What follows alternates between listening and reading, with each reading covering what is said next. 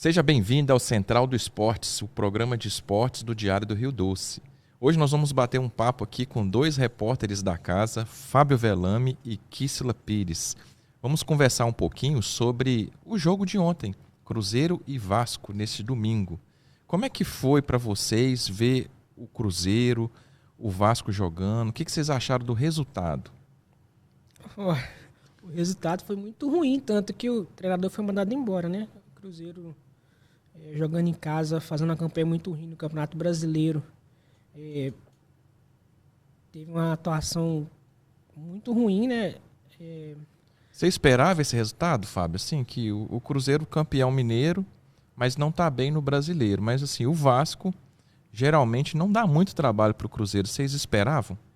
Eu esperava pelo menos uma vitória, porque o Cruzeiro já vinha de 5 jogos sem vencer, precisava vencer um jogo e acabou não vencendo. Eu esperava uma vitória, o que não aconteceu, até por causa das circunstâncias da partida, né? O Cruzeiro saiu na frente, depois o Vasco virou com 2 gols muito rápido, depois teve jogador expulso, o Cruzeiro conseguiu empatar o jogo, aí tomou um gol com um jogador a mais em campo, que foi absurdo, e depois conseguiu um empate no final lá. Mas eu esperava inicialmente uma vitória do Cruzeiro, porém não fizeram por onde, né? Não mereceram, tá numa fase muito ruim. O que você acha que faltou ao time, então, para conseguir uma vitória nesse domingo? Faltou capacidade. O Cruzeiro não vem numa fragilidade tremenda. É o time que mais sofreu os gols no Brasileiro. Eu estava até vendo um dado lá, comparado com o ano passado. O Cruzeiro já tomou mais gol do que o segundo turno do Cruzeiro ano passado.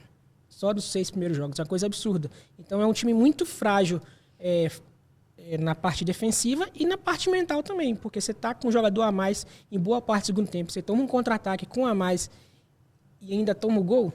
É coisa de louco mesmo. Kissila, conta para nós então. Com esse empate do Cruzeiro, acabou que o Tite, que era o treinador, foi demitido, né?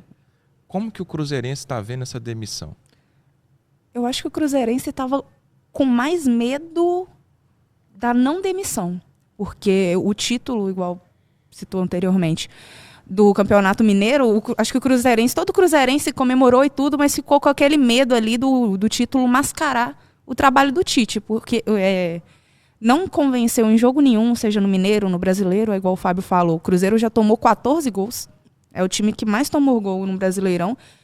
Eu acho que tá ali no SG também é um dos piores e não convence. Eu acho que o cruzeirense ele fica tentando entender, óbvio que ano passado teve todo o trabalho muito bem feito do Jardim, mas o cruzeirense fica tentando entender o que mudou, já que não teve mudança assim no time, não saiu peças importantes e quem saiu entrou alguém melhor. No caso, acho que a única mudança assim foi com o Gerson, né? Que o Gerson chegou e tal, conquistou a titularidade, mas assim, a estrutura do time é a mesma. E as opções de mercado hoje para o lugar do Tite? A gente viu aí algumas reportagens falando, né, de treinadores que estão livres no mercado, né? Felipe Luiz, Cuca, Fernando Diniz, que já passou pelo Cruzeiro, Arthur Jorge. Qual que vocês consideram assim que seria uma boa opção para o time, levando em consideração os jogadores que o Cruzeiro tem hoje? Eu acho que o Felipe Luiz já corre por fora, né? Eu acho muito difícil ele vir. O São Paulo chegou a procurar ele falou que não trabalha no Brasil, não tem interesse de trabalhar no Brasil e nem durante o ano. O Crespo fez um bom trabalho no São Paulo, mas eu não sei se o perfil dele combina com o do Cruzeiro. Acho que o melhor que tem, o melhor nome que está circulando é o do Arthur Jorge. E você, Fábio, o que você acha? Então, pior do que estava não vai ficar, né? Não tem como a gente não falar isso. Mas também a gente não pode considerar o Fernando Diniz como opção, porque ele passou recentemente pelo Cruzeiro. Também foi um trabalho bem trágico, apesar de ter chegado na final do Sul-Americano. Pelos nomes que estão aí disponíveis, eu acho que o Felipe Luiz, mesmo tendo uma experiência boa aí no Brasil recentemente, sendo campeão, eu acho que é uma boa opção para o Cruzeiro, por conhecer o futebol brasileiro recentemente. E o Arthur Jorge, pelo que ele conquistou aqui na época do Botafogo. Fora isso, eu não consigo ver outros nomes, porque no futebol tudo é aposta, né? Pode vir, dar certo? Pode, mas pode vir também não dar certo. Então, para mim, esses 2 nomes seriam os nomes mais fortes, os ideais para poder assumir o Cruzeiro. Certo. Muito obrigado, Fábio, pela sua participação hoje. Agora nós vamos dar um pouco de mudança aqui no estúdio. Vamos entrar com outro participante para a gente comentar um pouquinho como foi a rodada do Atlético nessa semana no Campeonato Brasileiro. Dando sequência ao Central do Esporte, vamos conversar agora com o Vitor Gabriel, diretor de imagens aqui da TV Leste, quase um jornalista também. E é um prazer ter você aqui com a gente, Vitor. Muito obrigado pelo convite de estar aqui com vocês. Falar um pouquinho, né, de futebol, uma coisa muito boa, né, pra gente. É uma paixão, né? É uma paixão. Tanto sua quanto do brasileiro, do jornalista, né? Todo mundo, acho que não tem brasileiro que não curte futebol. Ainda mais na época de Copa do Mundo, né? Esse ano promete, né? Promete. Vitor, o que você achou do jogo do Atlético? Conta pra nós aí. Cara, então, eu achei um jogo cercado de muita interrogação. Porque você tinha um Vitória que vinha bem, campeão do Campeonato Baiano, veio de um clássico, digamos, bem jogado contra o Bahia. Então, e tipo assim, e o Atlético com várias interrogações de tipo, treinador novo, o que vai acontecer? Porque era, se não me engano, acho que era o terceiro ou quarto jogo dele já, com terceira e quarta escalação diferente. Então, ninguém estava sabendo o que viria do Atlético. Tanto que o Atlético foi sem o Hulk, o titular foi o Renier, foi o Coelho e Scarpa nas pontas. O jogo começou muito aberto, dos dois lados. Tanto que o Atlético teve chances, o Vitória também. O Vitória perdeu na metade do primeiro tempo, ali, antes do gol, perdeu o Marinho, né? Lesionou. E aí entrou o Eric, que jogou no São Paulo, se não me falha a memória. E aí acontece. E tipo, o Atlético tava um jogo aberto. Tipo assim, o Vitória chegava com perigo. Tava muito lá e cá, né? Percebi isso também. O Atlético também chegava com perigo. O Scarpa, até na transmissão, brincava que de chuta-chuta, né? Toda hora que abria, chutava pro gol. E o Lucas Arcanjo, né, que é o goleiro do Vitória, fez umas boas defesas. E aí, num lance de bola parada, teve a infelicidade de, depois do Ronaldinho Gaúcho fazer aquele gol contra o Santos, debaixo da barreira, todo mundo começou a colocar um defensor ali deitado. Justo quando a fase não é boa, eu costumo até brincar, sabe, Fred? Tipo assim, que a sorte não anda com a incompetência. Aí, tipo assim, juntou esse momento que o Atlético não tá bem, foi lá, não botou um cara deitado por baixo da barreira, o Renato Kaiser já tem um retrospecto de um cara que chuta forte, pega bem na bola, bateu e teve a felicidade do cara abrir a barreira e a bola foi exatamente ali e matou o Everson. Mas eu até comentei com o pessoal da redação na hora que eu cheguei, tirando esse fato de não ter colocado um homem deitado ali na barreira, o Everson para você falhou no gol? Porque para mim foi falha dele. Não existe um goleiro tomar gol igual aconteceu ali. Eu não achei a batida tão forte assim.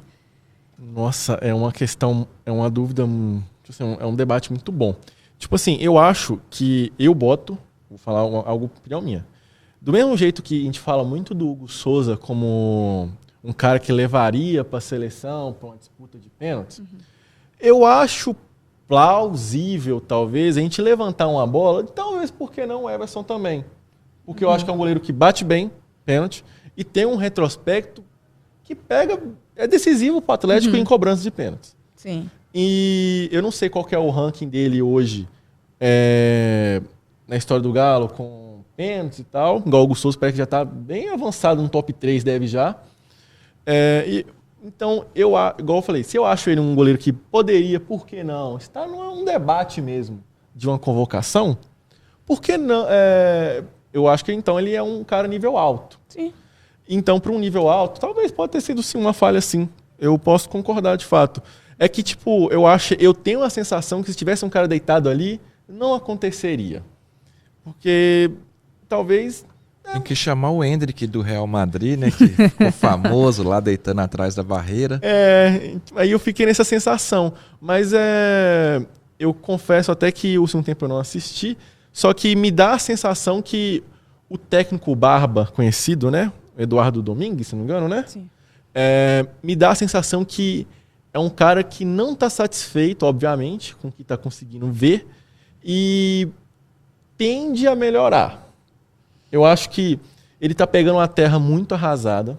Tem muita coisa dentro do Atlético hoje que é muito se falado, muito circulado, igual eu vi o Everton Guimarães, né? Ele falando que surge um burbulho que o Cassierra e o Minda vieram através de um mesmo empresário, então tá tendo esse burbulho, e é algo muito complicado dentro do Atlético hoje, porque parece que gastaram essa temporada 120 milhões em contratação. Sim. 120 milhões com outro, dava para ter gastado talvez em outros jogadores melhores que dariam resultados mais imediatos. Então, eu acho que ele pode arrumar uma solução para esse time, e eu acho que, de novo, eu acho que vai passar pelo Hulk. Sem o Hulk, eu acho que o Atlético não vai longe. Excelente, Vitor. Agradecemos, então, sua participação.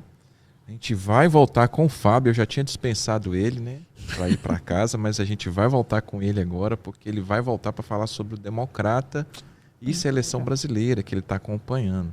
Ele ia almoçar, mas a gente falou assim, não, espera aí só mais um pouquinho. Obrigado pela sua participação e volte sempre que for preciso. Muito obrigado, tá? Voltamos agora para falar um pouco sobre o Democrata. Fábio Velame, conta para nós aí quais são as novidades do time nessa preparação aí para a Série D do Campeonato Brasileiro. Então, Fred, o Democrata, depois do infeliz rebaixamento no Campeonato Mineiro, né, ele teve algumas saídas de jogadores e eles anunciaram semana passada 8 atletas, né, que chegaram aí para poder reforçar o elenco para disputar a Série D. Que é uma competição nacional que o Democrata volta a participar depois de 2 anos, né? E aí o trabalho segue, né? O trabalho segue com treinos fechados.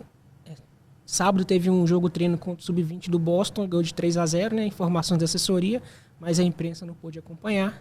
Né? Então, assim, está sendo uma tônica durante esse ano a gente não poder acompanhar a preparação do Democrata, desde lá da preparação do Campeonato Mineiro. E também teve a primeira vez que o Gustavo Perrella, um dos acionistas da SAF, falou oficialmente para a imprensa, né? Ele entrou um pouquinho no assunto da SAF, que ainda está sendo homologado, alguns processos para serem feitos. Ele citou parcerias internacionais que devem chegar, novos investidores, e mais para frente vai chamar a imprensa novamente para detalhar a SAF totalmente. E o que vocês acharam aí desse retorno da base do Democrata, né? Há poucos dias teve uma peneira aí para formar uma nova base. O que vocês estão achando? Eu acho que é importante ter, né? É importante o clube ter dentro da casa algumas opções ali, porque além de, né, ajudar o próprio valadarense, a meninada aí, tipo, porque você chega lá no Mamudão e a torcida organizada assim é quase 90% jovens, que eles amam, eles vão atrás. E acho importante ter, mas tem que ser feito com cuidado também, né? Pelo que eu olhei por cima, quem tá de olho aí, quem tá tomando conta dessa parte é o Caldeira, um cara que já tem uma experiência. Eu achei até organizado o jeito que eles fizeram, tipo, as inscrições foram para 10 atletas por posição. Eu não olhei ainda se já saiu o resultado ou não, mas é bom. O Democrata tem uma agenda cheia assim, durante o ano, vai participar do módulo 2 do Mineiro Sub-20 agora. E quais são as expectativas que vocês veem assim, para o futuro do Democrata? Então, Fred, a categoria de base é futuro para qualquer clube profissional. O Democrata não tinha isso há muito tempo. Se a gente for lembrar que em 2003 o Democrata foi campeão mineiro de juniores, lá em 2003, e depois, um ano depois, já não tinha categoria de base. Então, assim, o futuro do clube, além de ser uma boa organização, precisa da base. E o próprio Gustavo Perrella falou que a ideia não é ter só o Sub-20. Mais para frente ele conseguir aplicar, né, novamente Sub-17, Sub-15. Ele também citou a questão de centro de treinamento, aquele sonho todo que todo mundo tem do Democrata, né? Para poder isso ser executado da melhor forma possível. Também não dá para fazer de qualquer jeito. Então a expectativa é que o Democrata entre em campo, faça um bom trabalho e que algum desses jogadores possam ser aproveitados, porque o próprio treinador Cícero Júnior, na entrevista coletiva da semana passada, falou que vai ter uma integração do Sub-20 com o profissional, que ele vai ficar muito de perto acompanhando, os caras vão treinar com os profissionais e quem sabe esses camaradas podem ser, esses jovens jogadores que vão chegar aí, possam ser opções para o ano que vem para o Democrata, né? A gente vê, por exemplo, pela Copa Sub-20, né, o brasileiro, que é a tal da Copinha, né, que a gente chama ela de Copinha, que todo ano grandes nomes são revelados, especialmente em São Paulo, né? Aqueles times que às vezes nem são times conhecidos, mas que estão sempre lançando novos jogadores. Por que será que a gente não consegue fazer o mesmo e replicar essas histórias tão fantásticas aqui em Minas Gerais? Eu acho que vai muito na questão financeira, né? Porque todo campeonato tem gasto. Então, esse campeonato sub-20 do Democrata vai ter um gasto grande de viagens, né? Mesmo nesse a primeira fase do Democrata vai ser contra equipes aqui talvez mais próximas, ainda assim vai ter gasto de viagem, um monte de coisa envolvida. Então, assim, se o time não tiver estabilizado financeiramente, não tem categoria de base, não tem sucesso. Então, precisa de um todo funcionar. Tanto administrar na parte administrativa, a questão financeira e a questão também de trabalho dentro de campo. Excelente. Kissela, a gente agradece sua participação hoje. A gente vai voltar daqui a pouquinho para falar mais sobre seleção brasileira. E eu vou trazer o Vitor de volta. O Vitor achou que ia embora mais cedo, mas a gente segurou ele mais um pouquinho. Obrigado, viu, Kissela, pela participação. Fred. Voltamos agora para falar um pouco mais de futebol e agora é sobre seleção brasileira. Gente, que novidade temos na convocação do Ancelotti para preparação para a Copa? Pode falar? Pode começar aí, Vitor. Cara, eu achei muito legal essa convocação. A gente costuma falar, eu sempre escutei essa frase que seleção é momento. E arrisco até em dizer que eu vou falar dois nomes, que demorou um pouco, não sei se o Fábio vai concordar, que é o Igor Thiago, né? Demorou um pouco ser convocado. E o outro, eu acho que foi no momento certo, eu diria que foi o Gabriel Sara, do Galatasaray, que ele é um jogador que saiu aqui do Brasil um pouco injustiçado, foi para o Norwich, se não me falha a memória, que estava na segunda divisão da Premier League, na Championship, né, que a gente costuma dizer, e ele teve uma boa temporada lá e o Galatasaray comprou ele. Hoje ele é um camisa 10, para quem não... ele faz todas as posições do meio campo ali, até um pouco da ala, numa função de 3 zagueiros. Mas ele joga um pouco mais à frente, perto do gol, de frente pro gol. E tem tido bons números. Eu achei uma convocação muito boa desses dois que eu citei. E eu acho que mostra um pouco que, por exemplo, o Gerson não vai ter essa chance igual a gente esperava que tivesse, ou ele esperava, o staff esperasse que tivesse, voltando para o Brasil nessa reta final de preparação para a Copa. E vocês acham que essa decadência, né, vamos falar assim, do Gerson na seleção, é em função da saída do Flamengo para o Zenit ou por ele estar hoje no Cruzeiro? Eu acredito que, piamente, que foi na escolha dele para ir para a Rússia, porque ele estava muito bem no Flamengo. Se ele continuasse no Flamengo, ele continuaria sendo convocado. Foi para a Rússia, ficou escondido, aí depois voltou para o Cruzeiro não está tão bem, e aí prejudicou ele. Eu falei Zenit, mas é Zenit mesmo? Zenit. Zenit mesmo, né, que ele estava jogando, né? Deu um branco aqui agora, falei, será que é esse mesmo o time dele? Então, acho que você acha que é por causa da Rússia, né?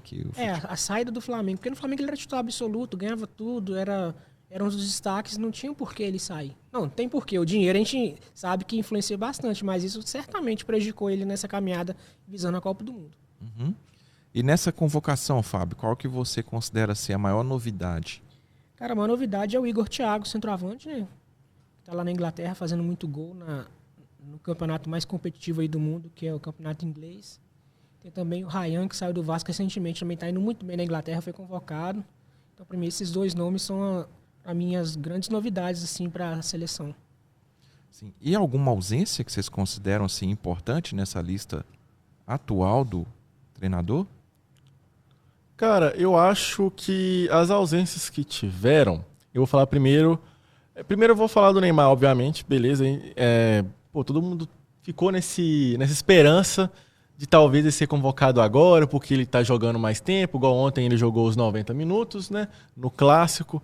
Então tu falou, será que ele vai ser convocado? Pelo menos para jogar pelo menos algum tempinho ali, alguma coisa na seleção, porque todo mundo fala para ele ser convocado, por exemplo, na Copa, para ser aquele jogador que geralmente, por exemplo, se lembrar algum jogador na Copa, nas últimas Copas que nem entraram em campo, ele poderia ser esse cara. Tá no grupo pelo menos. Então eu acho que nessa convocação todo mundo ficou nessa esperança. Será que ele pode ser esse cara que geralmente nunca entra e poderia ser o Neymar, que não faz muita diferença? Cara, eu tive essa esperança também. Só que hoje eu não sei se é o certo a convocar. Eu tenho essa dúvida também. Eu não tenho uma certeza de, tipo assim, tem que convocar, não tem. Eu tenho essa dúvida. Eu acho que hoje eu tenho a pensar que não deva convocar para a Copa. Eu penso diferente. Se o Neymar tiver 1% de condição física, ele tem que ser convocado. Acho que falta no Brasil hoje uma pessoa para vestir a camisa 10 no potencial do Neymar. Mesmo com as lesões dele, com o histórico de dificuldades que ele vem passando, né? Acho que ele ainda assim faz falta para a seleção pela falta de craques que a gente está vivendo no nosso futebol, né? E desses que estão lesionados, né? Alguns não foram convocados agora por causa de lesão. Vocês acham que alguém tem esperança de ainda estar na Copa? Não, Bruno Guimarães, Militão, eles vão para a Copa, eles estão sempre convocados, né? Quem não vai para a Copa é o Rodrigo, que é do Real Madrid, que teve uma lesão mais importante aí e que está fora da temporada. Então, para ele não tem como mesmo. Agora, os outros é questão de recuperação rápida, estão na Copa com certeza. O Estevão também, né? Que estava também com lesão. Eu acho que se fosse para mim escolher um cara que eu não queria que estivesse machucado para estar nessa data FIFA, eu vou surpreender talvez falando que eu acho que seria o Militão. Por quê? Eu acho que o sistema defensivo hoje da seleção é o primeiro que tem que estar certo. Meio que óbvio, mas é porque a gente está com uma dúvida nas duas laterais ainda. Eu acho que ele vai fazer igual eu estava falando aqui antes de a gente entrar, que tipo assim, eu acho que ele vai fazer um sistema com 3 zagueiros na saída de bola, que seria o Militão pela direita e mais 2 zagueiros, Marquinhos e mais alguém, o Gabriel, né, Magalhães. E aí esse lateral esquerdo, eu acho que ele vai botar alguém ofensivo. Ele convocou o Caio Henrique, que era do Mônaco na última, que não foi convocado agora. Ele convocou também, eu acho que ele não estava vindo, ele veio convocado para o lado direito. Eu vou arriscar em dizer, tá? Eu acho que o Wesley, que era do Flamengo, que está na Roma, ele vai jogar pelo lateral esquerdo agora, nessa próxima data FIFA. Por quê? Ele vem jogando na Roma pelo lado esquerdo do campo e tendo muito destaque. Ele é um cara muito vertical, muito ofensivo. Tanto no Flamengo, todo mundo falava que ele era um cara muito ofensivo e esquecia um pouco a parte defensiva. Então, eu acho que um asterisco, se acontecer um amistoso, nesse amistoso, e ter esse movimento de jogar na esquerda, não é algo que assuste quem já acompanha a Roma e quem acompanha já quem acompanha já o Wesley na Roma, porque ele está vindo uma crescente muito grande. Tanto que eu posso estar errado, que eu lembro de ter clubes grandes já querendo ele já. Falando que ele tá jogando. Como ele tem essa habilidade de jogar nas duas laterais, por exemplo, um City da vida, não é loucura de pensar uma contratação, especulando. Mas eu acho que o nome e eu acho que ele vai fazer uma saída com 3 zagueiros, botando esse lateral de escape para ajudar no time ofensivamente. Igual o Douglas Santos que foi convocado, ele joga no Zenit, também de meio campo. Então, é uma coisa que a gente deve observar também, que ele o Ancelotti vai olhar jogadores que jogam em mais de uma posição. Porque talvez em algum momento da Copa ali está acontecendo alguma coisa, um homem expulso, alguma coisa assim. Um cara que sabe jogar em 2, 3 posições pode se sobrepor a alguém que só joga em uma. E vocês acham que alguém que joga no Brasil, vamos falar do futebol brasileiro agora, poderia ter sido convocado, além do Neymar? Então, o Caio Jorge foi divulgado que ele estava na pré-lista, o Fabrício Bruno também estava na pré-lista, só que o Caio Jorge machucou recentemente, não jogou os últimos 2 jogos, e o próprio Ancelotti falou na entrevista lá que estava priorizando quem estava 100%, né? Já o Fabrício Bruno, acho que ele não foi mais pelo desempenho mesmo, porque esse ano não está totalmente diferente do que foi ano passado, né? Mas também tem o Vitor Roque, que estava numa fase muito boa do Palmeiras, também teve uma lesão recentemente, que talvez possa ter prejudicado essa questão de convocação dele.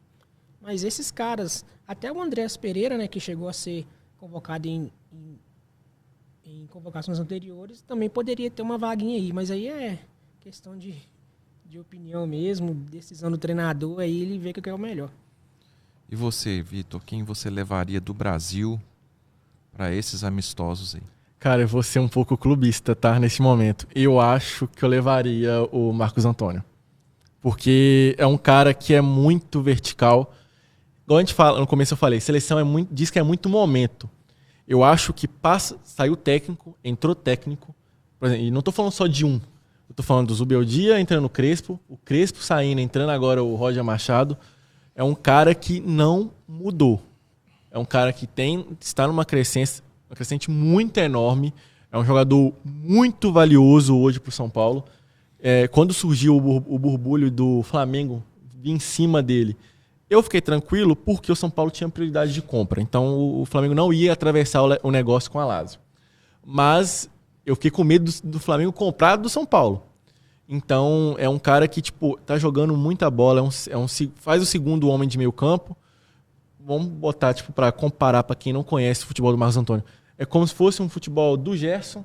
É um cara que joga para frente, é um cara que chuta bem, não tem a disposição talvez física do Gerson, que é um cara forte, né? Porte físico mais forte, mas é um cara que eu acho que talvez seja mais veloz que ele.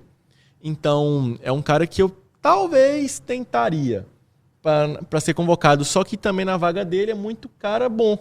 Igual nessa vaga, por exemplo, nessa convocação não teve o Bruno Guimarães machucado, que também tá na Copa, igual o Fábio citou. E tem o Danilo, que também vem jogando uma baita bola no Botafogo. Né? Foi a surpresa, né, que a gente esqueceu de citar o Danilo, no meio campo do Botafogo. Então, tem ele.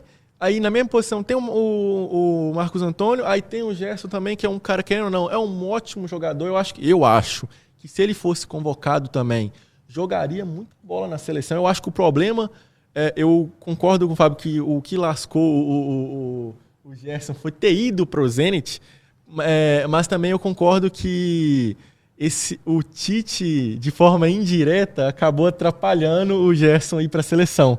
Porque se tivesse engrenado o Tite no Cruzeiro com o Gerson, eu acho que eu tenho convicção, 100%, que ele seria convocado também. Eu tenho essa visão. E tirando o Marcos Antônio, cara, eu não sei dizer. Eu tenho um nome aqui, mas eu sei que é impossível acontecer. Eu levaria o Fábio como terceiro goleiro, por toda a história dele no futebol, pela idade que ele tem, pelo nível que ele está jogando. Tudo bem que toda a Copa do Mundo, o Brasil tem o costume de levar um cara mais novo. Mas 2002 não foi isso, que era o terceiro goleiro, foi o Rogério Ceni. E tinha o Marcos e o Dida, né? O Marcos Cláudio de reserva. Então, para essa Copa do Mundo, eu não tenho dúvidas que eu levaria o Fábio como terceiro goleiro. E só para complementar também, eu acho que sobre o Fábio, eu também convocaria, eu já até levei isso em debate já, acho que foi aqui na TV, inclusive, por que eu levaria o Fábio? É um cara experiente, um cara que todo mundo pararia para escutar. E todo goleiro... Vou citar 2 exemplos. Acho que na última Copa foi o Irã, que levou um goleiro mais velho, que tinha uma longa história com a camisa iraniana, e teve na Copa que teve aqui no Brasil, foi a Colômbia com o Mondragon, que ele que primeiro bateu o recorde de jogador mais velho na Copa do Mundo.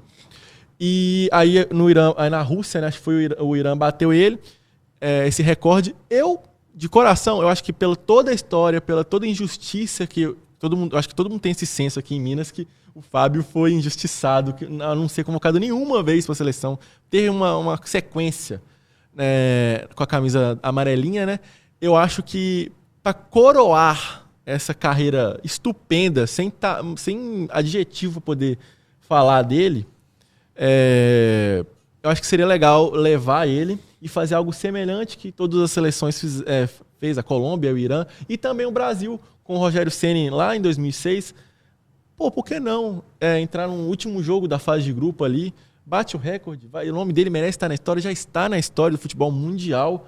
Por que não mais uma conquista para ele? Acho que seria meio que uma forma singela de pedir perdão por não ter convocado ele no auge, alguma coisa assim, sabe? Eu acho que seria legal. Mas nesse meio não tem perdão. Tem a escolha. E faz falta, né? Tem outro goleiro também que, pra mim, poderia ter chance. Eu não tô sendo clubista, você não sabe que eu não sou clubista. Acho que o Everson, mesmo na fase muito ruim do Atlético, é um goleiro muito bom. Talvez hoje o principal jogador do Atlético é o Everson. E talvez poderia ter uma oportunidade também. Até porque o terceiro goleiro é o terceiro goleiro. Vai entrar no acaso, na obra do acaso. Então, o Everson, para mim, poderia estar competindo com essa vaga de terceiro goleiro também. Mas a minha escolha seria o Fábio. Eu também acho. Igual a gente citou antes, tipo assim, o terceiro goleiro, igual tá tendo como é que fala? Moda. Eu acho que o terceiro goleiro, né, no caso do Fábio ou do Everson, vai muito além do futebol. Né? A gente está falando aí de um cara mais velho, com cabeça para colocar ordem ali na meninada, orientação e passar confiança, né? Por exemplo, eu também levaria o Fábio. Se fosse para escolher entre Everson e Fábio, levaria o Fábio. Os dois são excelentes goleiros. Sou atleticano, né? Torço pelo Everson ter muito sucesso e trazer títulos para o Galo, mas eu acho que um cara que colocaria ordem na seleção e mostraria para os meninos e manteria assim um estado equilibrado mental diante de pressão seria o Fábio, né? Por tudo que vocês mencionaram aí que ele já viveu, os títulos que ele passou e pela pessoa dele como ser humano também.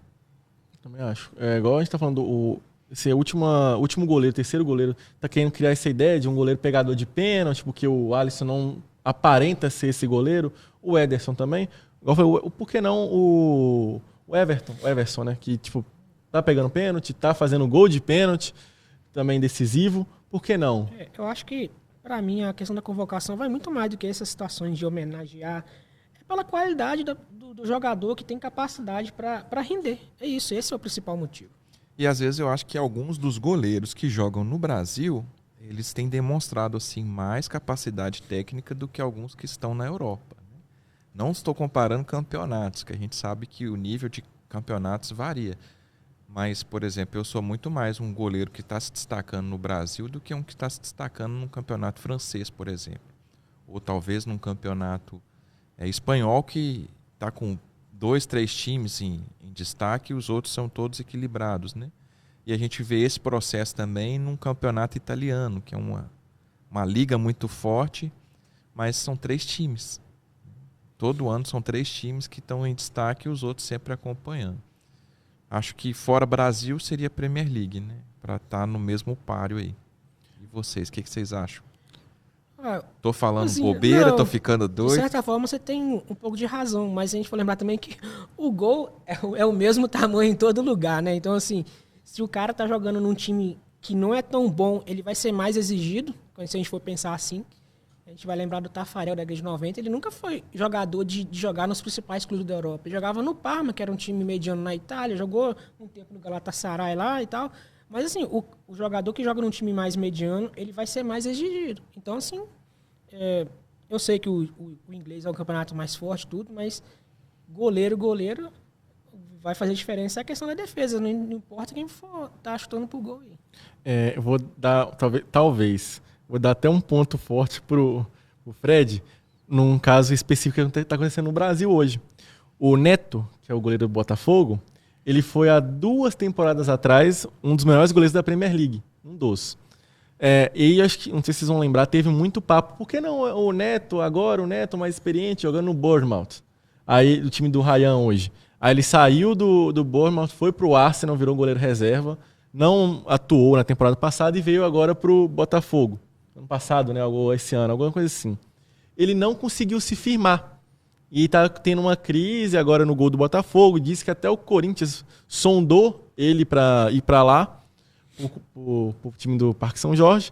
E aí tem esse negócio. Então, tipo assim, eu acho que a Liga ajuda, colabora, mas eu não sei dizer. Eu acho que, tipo assim, igual também tem na Premier League também o Lucas Perry, que tá no Leeds também. Então, tipo assim, eu não sei dizer se, dependendo da liga, ele tem que ser titular absoluto. Entendeu? Eu acho que, tipo, não sei dizer, pra resumir. Mas eu acho que a diferença hoje, pra mim, do Ederson, do Alisson, pro segundo, terceiro goleiro, é muito grande. E eu acho que não vai fazer diferença. Convocou o Bento, convocou o Ederson.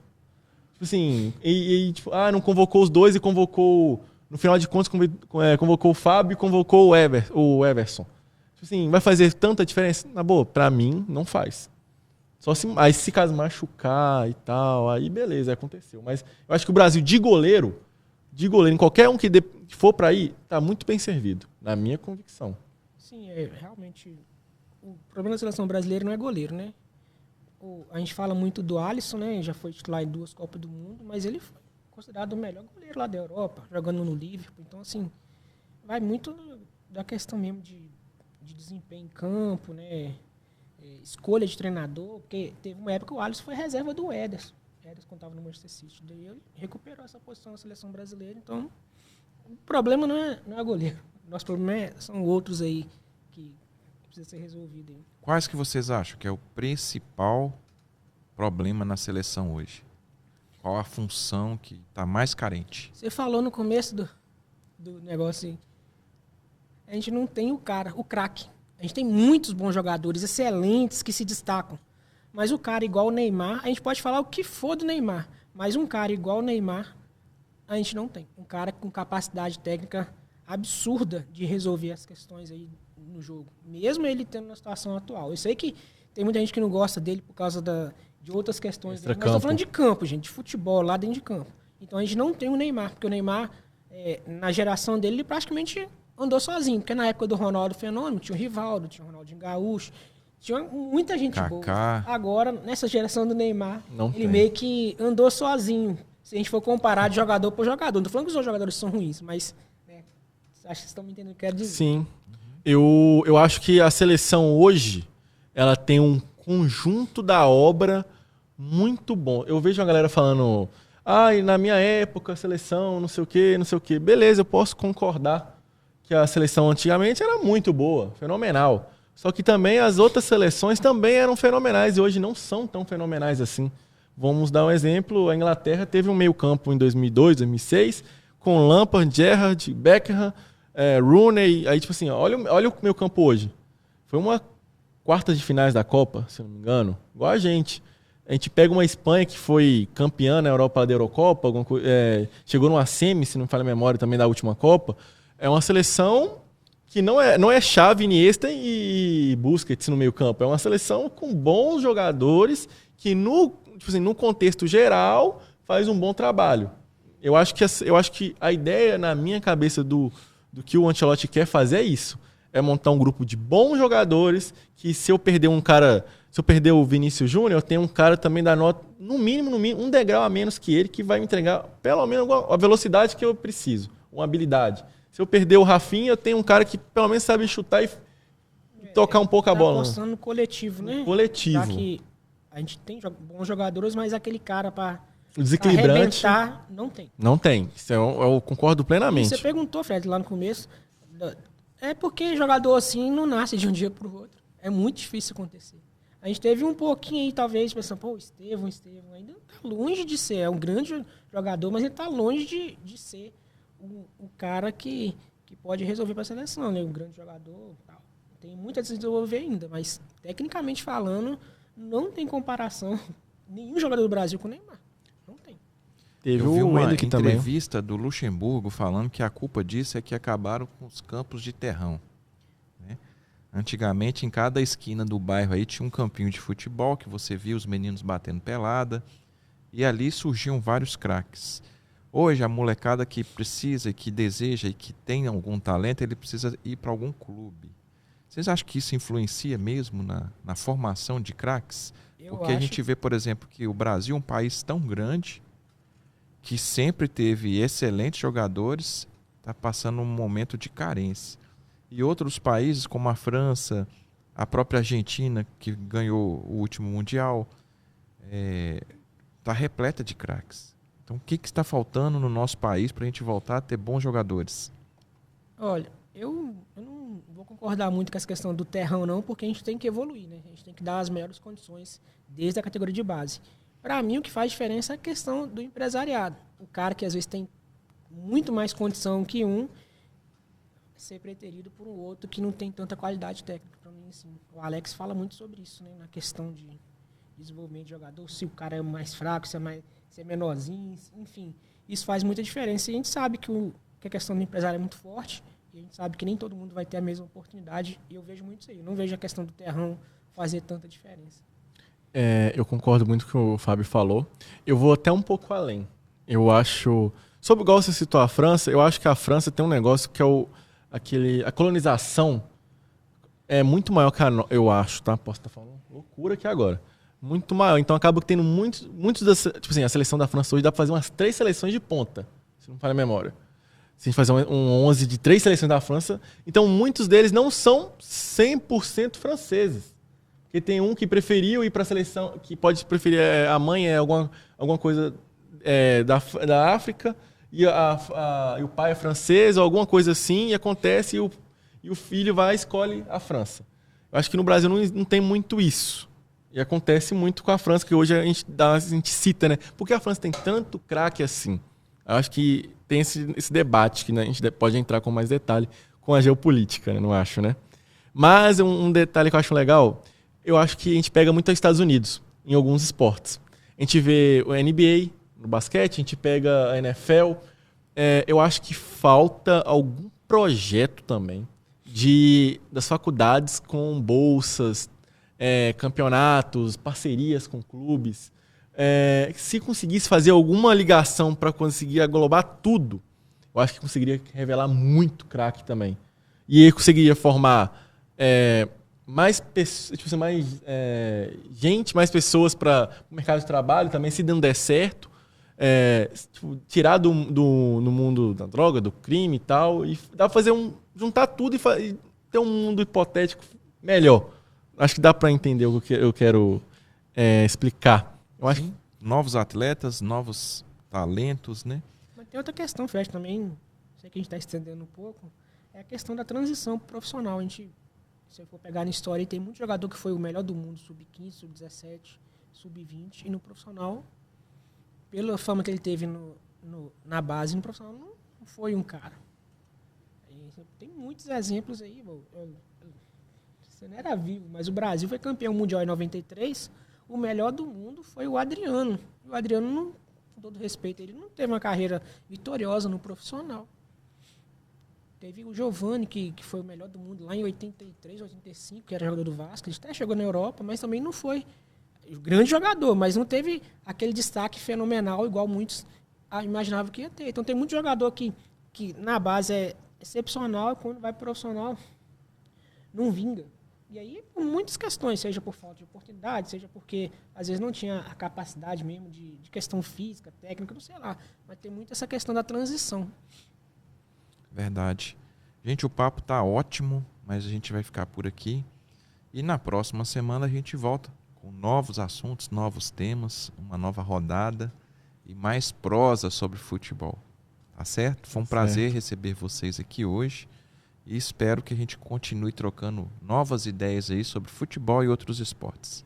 Muito obrigado, tá, Fred, pela oportunidade de estar aqui. A gente poder trocar figurinha, conversar aqui, nossas opiniões aqui, né? Você tem cara que vai comprar álbum, vamos ver, né? Vamos ver.